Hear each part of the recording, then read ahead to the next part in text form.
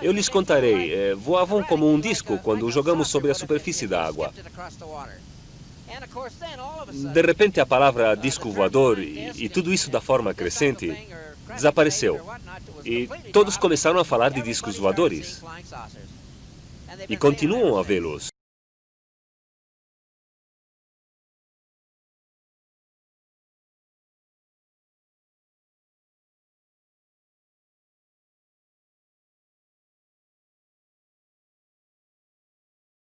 All our activities, that it was not a weather balloon, nor an aircraft, nor a missile. It was something else of which we didn't know what it was. There were just fragments strewn all over the area, an area about 3/4 of a mile long and several hundred feet wide. So we proceeded to pick up the parts. These little members could not be broken, could not be burned. I even tried to burn that, would not burn. See, that stuff weighs nothing. It's not any thicker than tinfoil in a pack of cigarettes. See, I tried to bend this stuff. Says it will not bend. They wanted me to tell them about it, and I couldn't say anything. And when the general came in, he told me not to say anything, that he would handle it.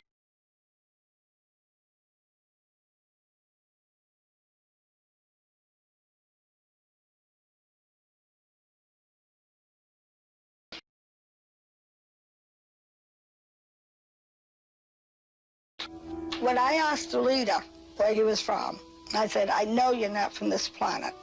And this is when I saw the star map. It looked almost like I was looking out a window. It had dimension to it. It was about 3 or 4 feet long and about 2 feet high. There were all these balls of light in it. And the leader explained to me that the heavy lines were places they go all the time or frequently. The broken lines were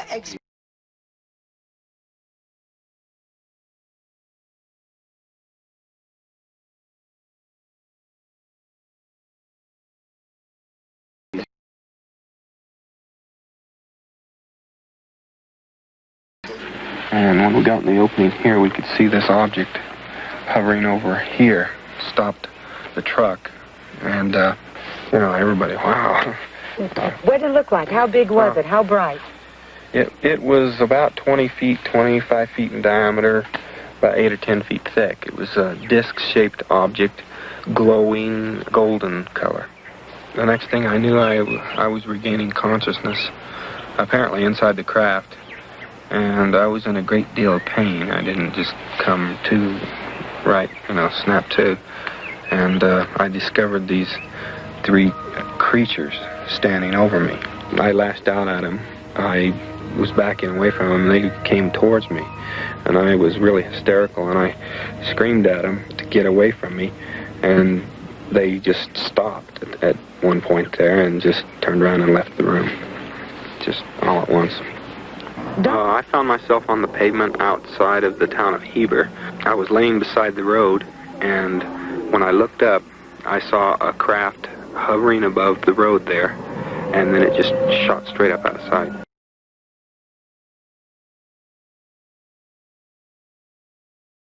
Eles eram recebidos por um feixe de luz e que impedia que eles movimentassem qualquer parte do músculo, até para pedir socorro. E que, a partir daí, a dor se tornava insuportável e eles eram tomados de profunda fraqueza, como se eles estivessem sendo dopados. Quando nós estávamos chegando, tipo, uns 50 metros da minha casa, ela bateu em mim e apontou para cima. Eu tenho que pedir para o prefeito monitorar. Maria, o que foi? O que foi, Maria? Você está passando mal?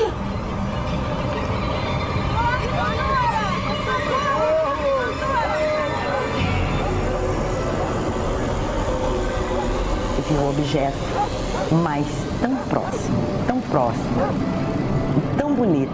Até este momento, mesmo tendo atendido toda esta enormidade de habitantes atacados por este ser não explicável, eu ainda duvidava que realmente fosse alguma coisa que eu pudesse ver.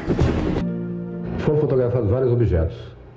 nós detectamos pelo menos 9 formas de objetos.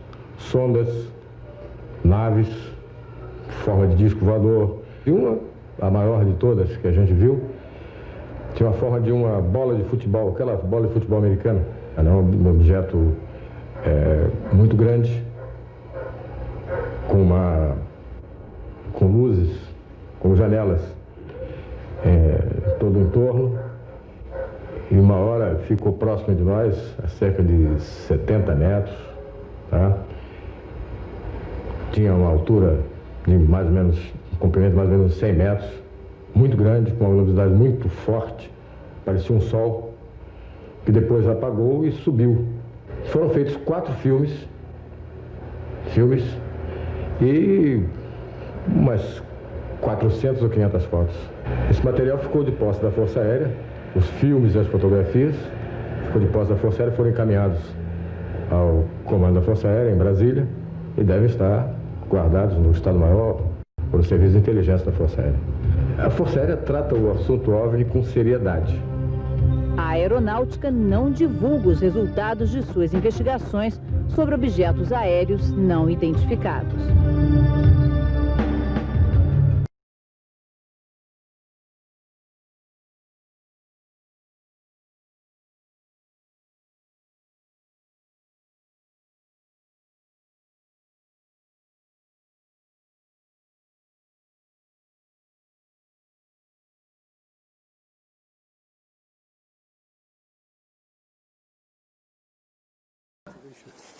And we stopped somewhere back there at the site, and that's when we saw the object out here, and it came into the forest. It went through the trees, bobbing up and down, traveling primarily in a horizontal plane, but it would go up and down a bit. And we tried to get close. We came up toward the fence, the barbed wire fence up there, and it went back out into the field, and then it exploded silently into objects, white objects, and disappeared. So we went out into the field looking for any residue because it was dripping something that looked like molten metal or sparks were coming off it. We found no evidence. That's when we saw the objects in the sky to the north, and then later the ones to the south that sent down a beam. When the object went out into the field, we could see it reflecting off the windows, top and bottom. In fact, so brightly I was concerned about the people in the farmhouse. I mean, it looked like it was on fire. We watched it till it exploded, then we went out into the field, and we went across the field, past the farmer's house, and across there's a road in front of his house, a small road, and some brush. And we wandered through a small stream, and everybody got wet, which discouraged us from staying out too much longer because it was cold and damp and windy. And went out in the field on the other side, and that's when we saw the objects in the sky to the south, and the object sent down to beam on us.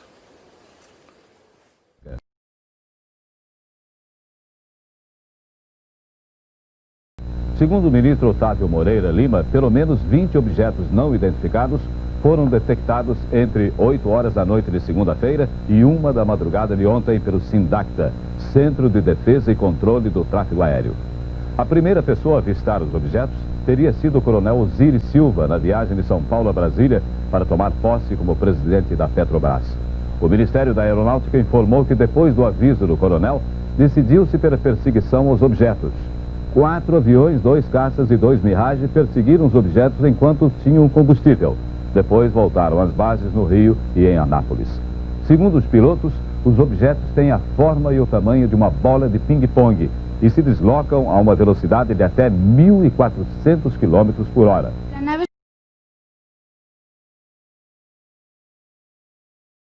Salieron 3 seres. Eran altos, más altos que la gente normal. Llevaban una especie de gorros, gabardinas azules y botas altas, del mismo color que la nave. Anduvieron por este lugar durante unos minutos. Más tarde entraron dentro de la bola. La nave comenzó a elevarse lentamente y desapareció.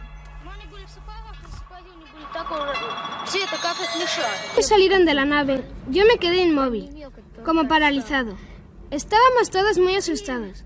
2 de los seres salieron de la nave y observaron el lugar. Después de 5 minutos se fueron. Cuando desaparecieron me mareé. La cabeza me dolía y me daba vueltas.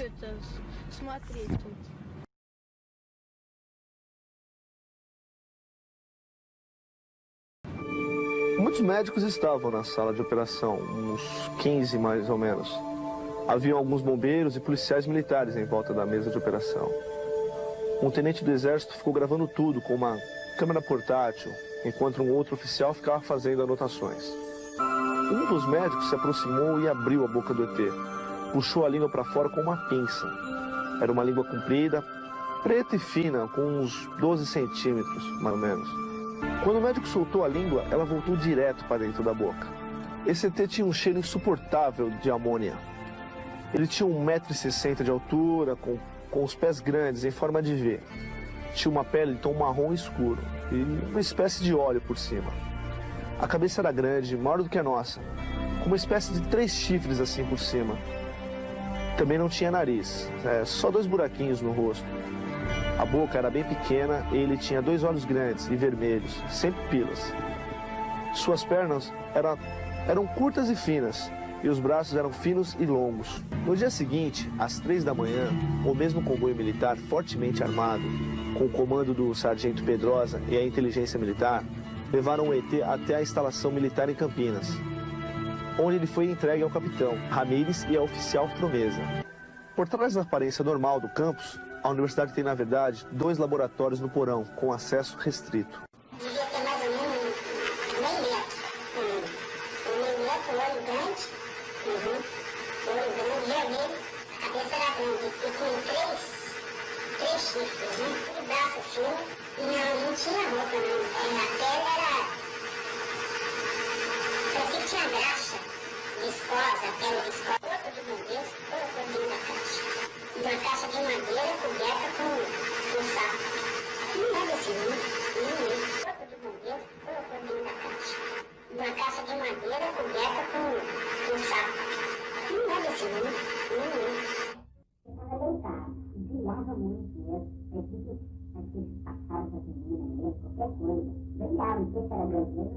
Com a marca na frente. Aí embarcaram o caminhão e levantaram ela.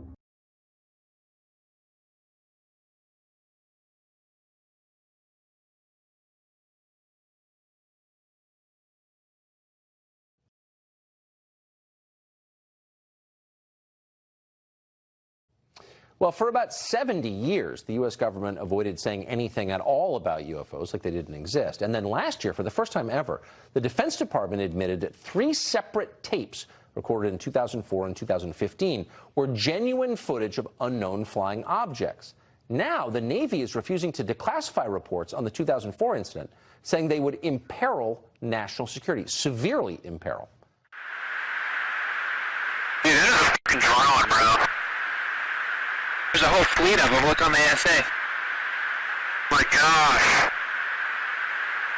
They're all going against the wind. The wind's 120 knots from the west. Look at that thing, dude. Right? Recent revelations about a secret Pentagon study of UFOs raise many questions, including this one. Do government scientists actually have a piece of a flying saucer? According to a New York Times story, scientists right here in southern Nevada have had a chance to study what is known as a mystery piece of metal. This unit of the Pentagon, they have, as we reported in the paper, some material from these objects that is being studied so that scientists can try to figure out what accounts for their amazing properties, this technology, these objects, whatever they are. So they have made some progress. What type of material? They don't know. They're studying it, but it's some kind of compound that they don't recognize. We spoke to a government official recently who said the U.S. government had wreckage from a UFO in a facility on an Air Force base. Are you familiar with that? I haven't heard that, no. I haven't heard that. I won't talk to you about what I know about it, but it's very interesting. But Roswell's a very interesting place with a lot of people that would like to know what's going on. So you're saying you may declassify? Oh. You'll take it? Well, I'll have to think about that one, right? Well,